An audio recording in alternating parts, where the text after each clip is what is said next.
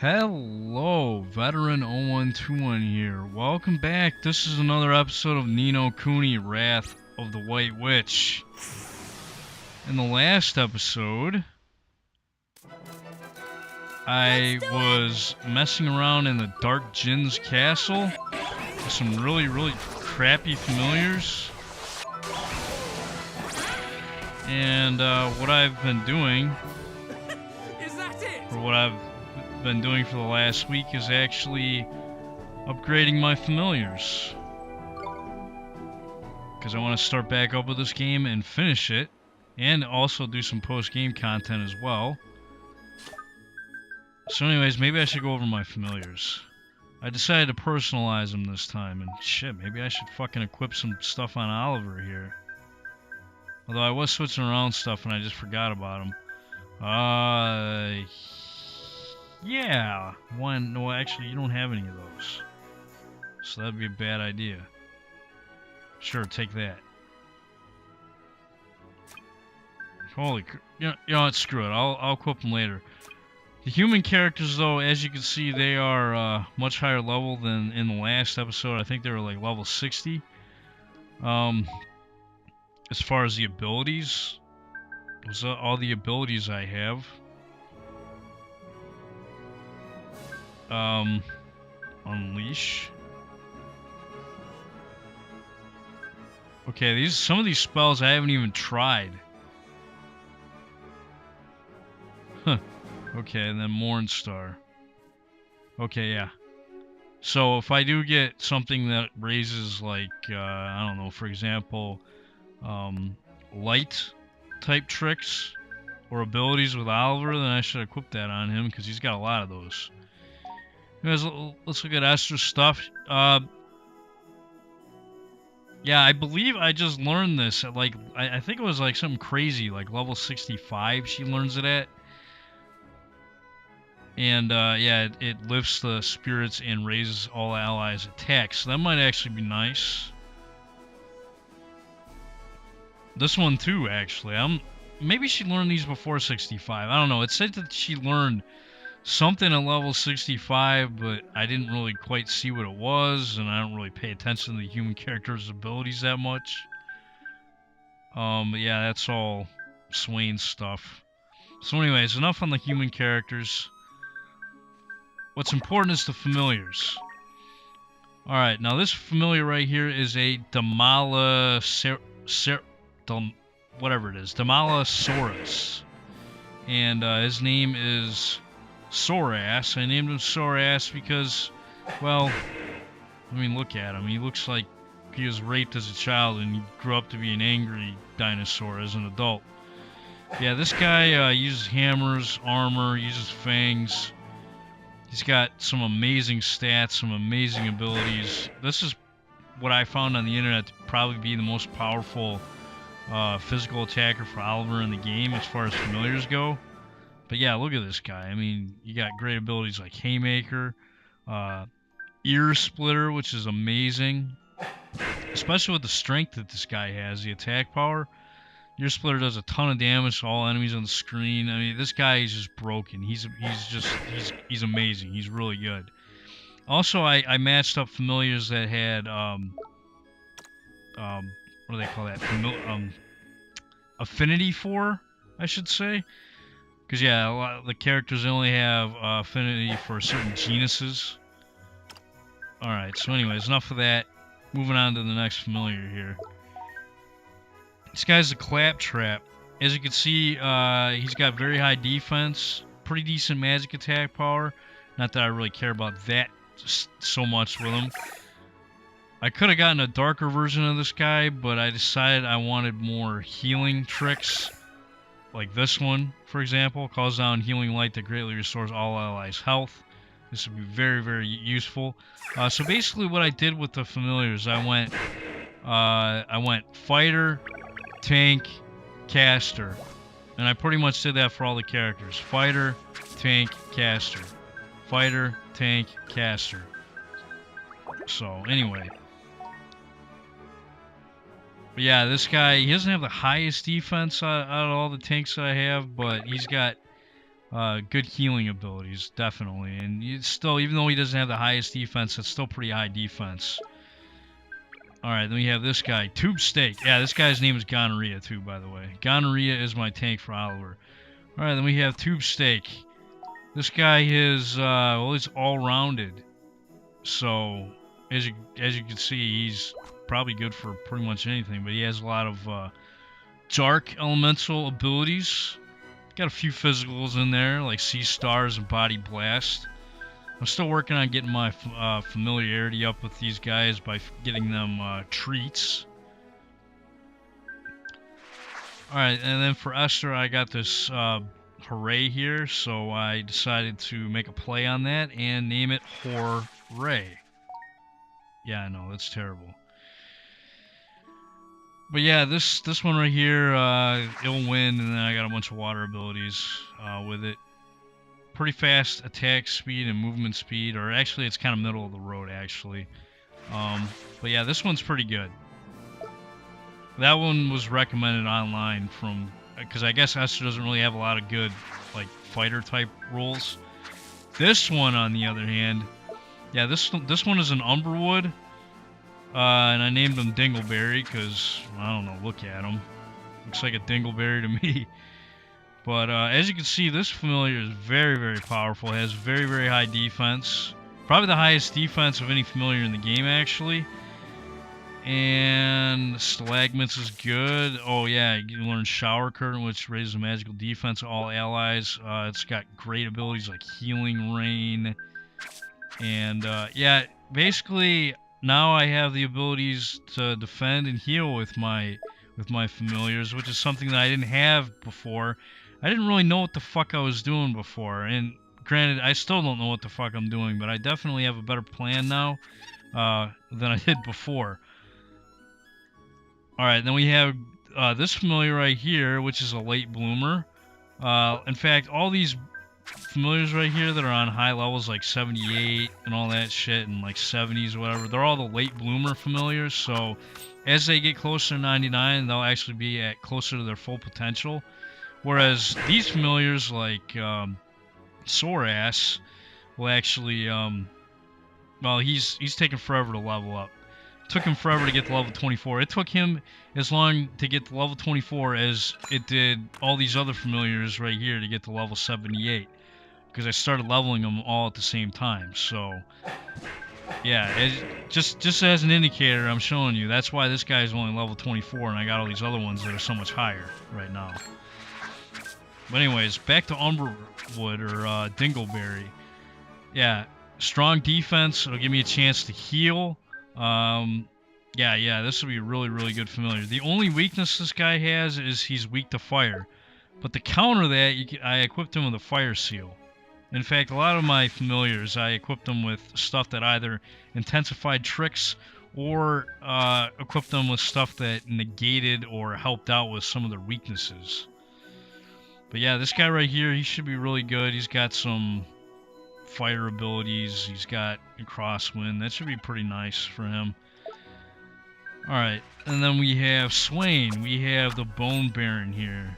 And I named this guy Leukemia because, you know, he's a bone guy. And isn't leukemia like bone cancer? I'm not sure, but yeah, I don't know. That's kind of stupid, but yeah, as you can see, this guy has Drop Chop, which is a ton of MP, but it's very, very powerful. And it'll get even more powerful as I get him closer to level 99 because, as I said before, this guy's a late bloomer, so he's not going to reach his full potential until he gets closer to max level. Alright, then we have the Paleoith, which is a pretty decent tank for Swain here. I decided to give him the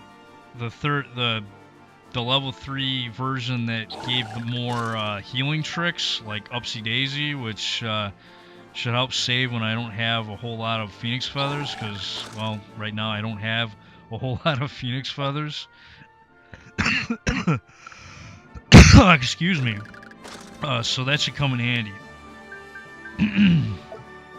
Alright, and to top it all off, this is the familiar that I found on the internet that was recommended for Swain. As you can see, that magic attack is insane. And he's got a lot of dark elemental attacks. I could have done like a lighter version, but I felt I needed to have a character that had a lot of cool darkness attacks. Like, I don't know, they just seem cool to fuck around with in battle, which I haven't really done a whole hell of a lot yet with, but I definitely will as I record more new episodes. Because what I plan on doing before I advance the plot is here I am in the Rolling Hills area around Ding Dong Dell in the Deep Dark Wood, is I plan on getting all the treasure that I missed previously. So, where the hell is this shit? Not chart chests, is it?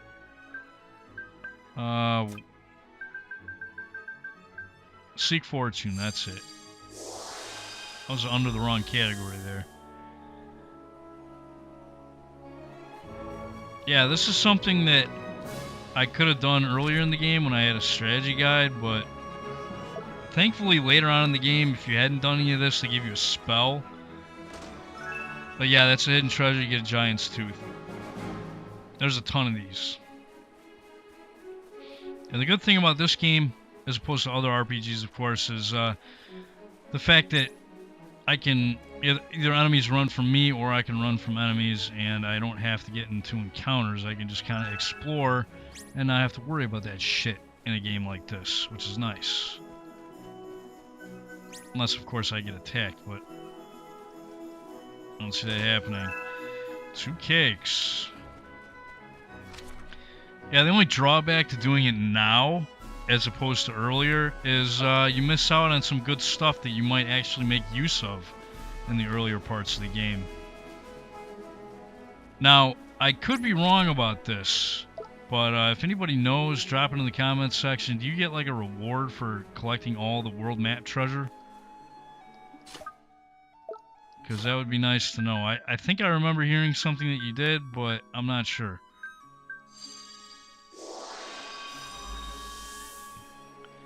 But yeah, the hiatus that was for this game for me was basically me just being lazy and not wanting to go online and find, you know, like the best familiars. And then there was a stretch there where I was thinking, well shit, if I do that, I'm gonna have to start the fucking game over again, because, you know, I wanna be able to build up my familiars, my choice familiars, as strong as I possibly can. But then I found out that you really don't have access to the best familiars until after you get the fucking Tengri, the dragon, anyways. So I decided, fuck it. What I'll do is I'll just take some time, recruit the familiars that I want, and shit, I'm passing up treasure here. Recruit the familiars that I want.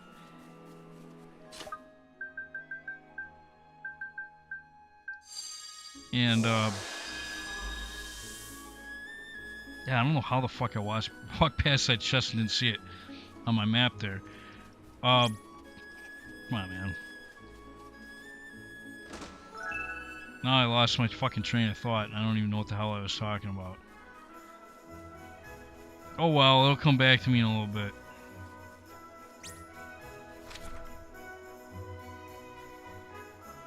Oh yeah, but with the familiars, yeah, I decided to just take some time, build them up. That way I could do post-game content as well. I'd already be, you know, somewhat ready for it.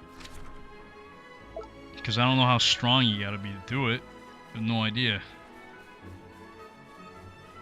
Where the fuck is this treasure I'm supposed to get here? Is it on the other side? Yeah, on the other side probably.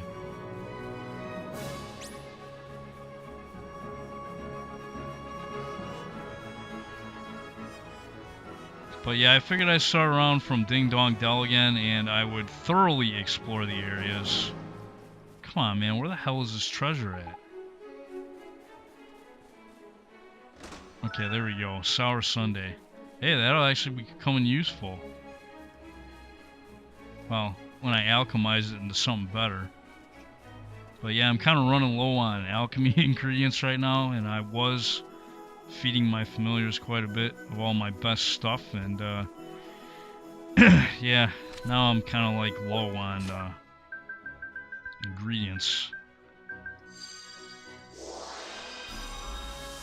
So doing this treasure collecting is kind of nice because, you know, as I go around and collect chests, I'll probably see foraging spots. Here we go. Oh, wooden sword. Well, that would have came in handy in the very, very beginning of the game. Oh well.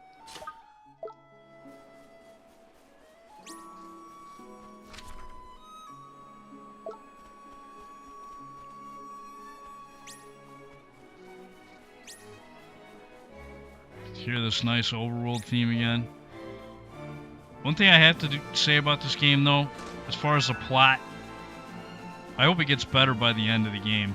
Because right now, I'm just like, ugh, I don't care. I mean, if you ever played a game before that was well designed, but like you just didn't care for the story or the plot or anything that was going on, but you did like the game anyways, despite all that, well, this is one of those games for me. I don't know, maybe it'll get better, like I said at the end, but the only character for me in this game, the only character that's memorable is Drippy.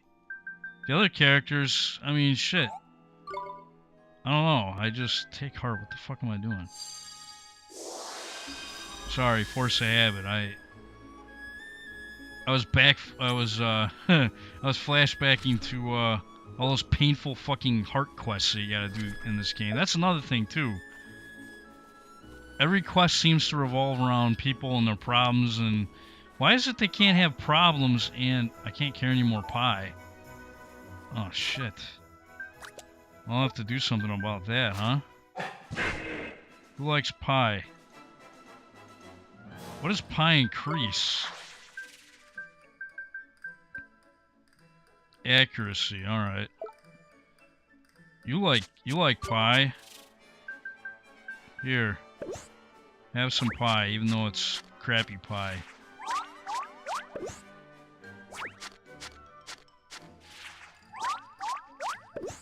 Yeah, I think the higher in familiarity you get with your familiars, the harder it is to actually raise their stats. Because as you can see, I'm not feeding this guy regular pies like this isn't doing a goddamn thing for me. It's taking forever to fucking raise up this goddamn stat. And I believe the growth limit, I believe the maximum is 50 when you get up all the way to familiarity level 5. So you can actually raise any stats of your familiar up to 50 points in any stat. So, for example, if you don't want to put all your points in accuracy with my Horay here, I could just, you know, I could start putting stats into attack or defense or whatever.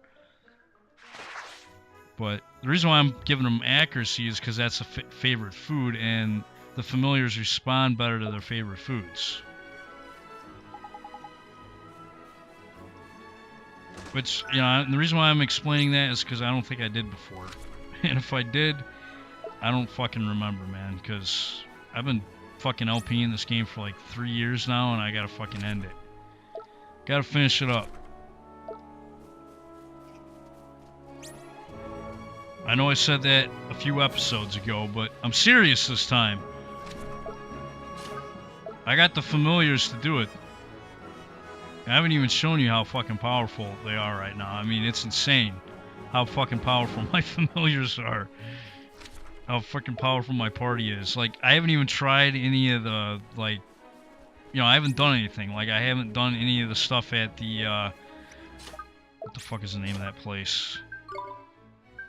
At the Temple of Trials, you know, where they got all those, like, trial things you can do, like battles. Haven't done any of that. All I did was level up.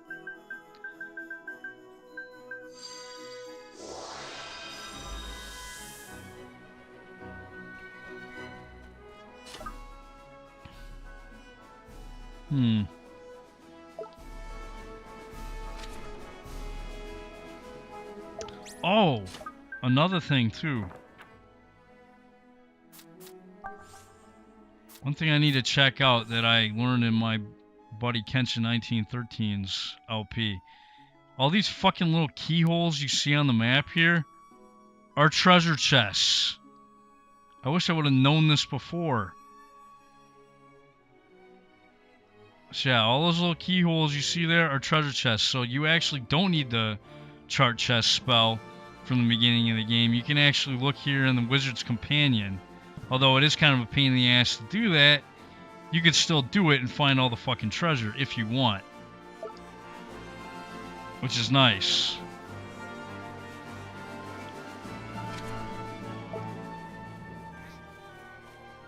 I wish I would have known that.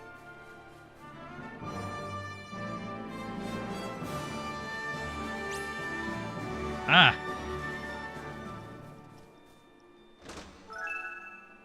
Ooh, bread. Yummy. Why are these guys attacking me? They must have a fucking death wish.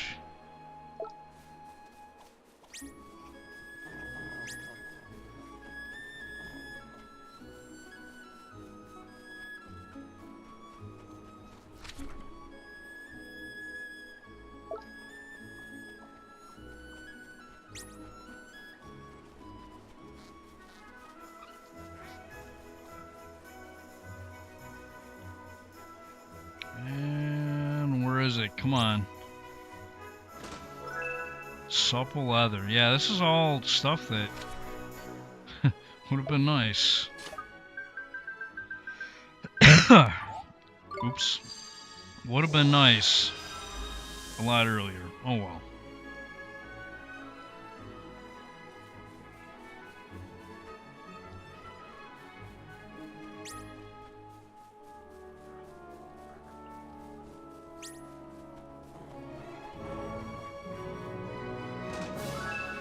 Iced coffee. Yay. Okay, this one I'm gonna have to fly to get.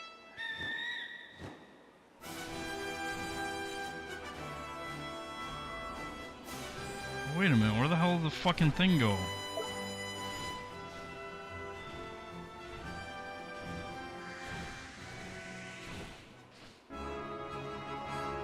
Oh, okay. Yeah, the fucking, the mini-map doesn't display treasure anymore once you start riding the dragon. Come on, man, where the fuck is this shit? Is it underneath?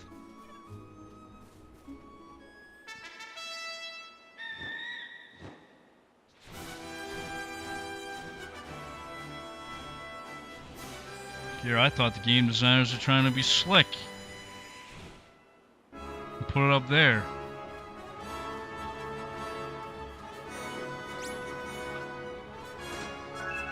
Huh, look at that. Well-worn sword. Now that would have really been useful in the beginning. In fact, that would have been the better find than that, the other piece of shit sword that I got.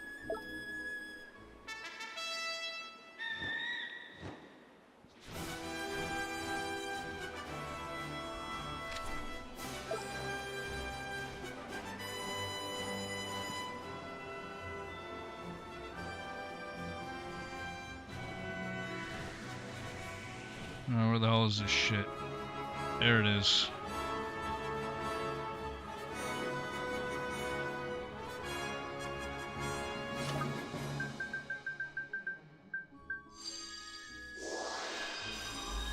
So yeah, once I get all the treasures here in the Rolling Hills area, then I'll end the episode.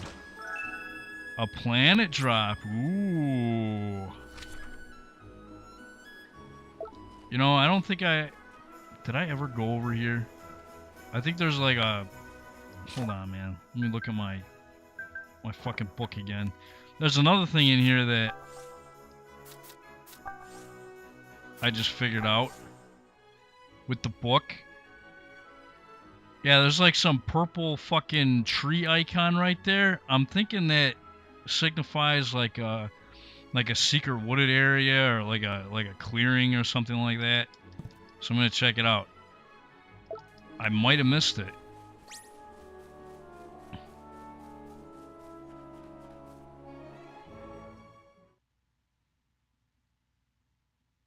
In fact, I've probably missed a ton of these. Oh, look at this. Treasure I never got. Slumber not leaves.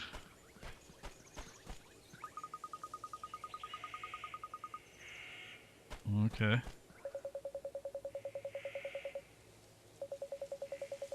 Oh yeah, there was a while there where I couldn't even fucking record my PlayStation 3 because for whatever reason they kicked out like a patch or something where my capture card wouldn't actually like every time I tried bringing up the footage, Windows would block it and say that like HDCP is in effect or whatever, and I'm like, you gotta be shitting me, man. Why the hell does Sony putting like region locks on this stuff? So dumb. So fucking dumb. Anyway, I got that treasure. Is that all that's in here? Is that it? Okay, well, I got slumber knot weaves. Thanks, game.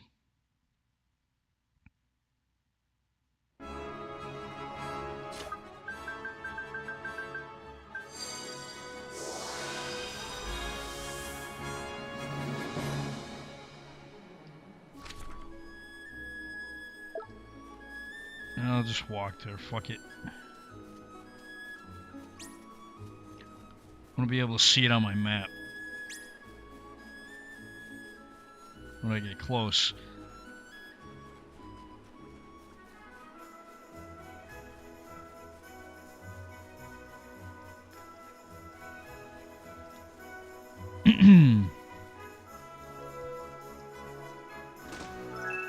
Babana flan, nice. Alright. That looks to be all for the rolling hills. One left.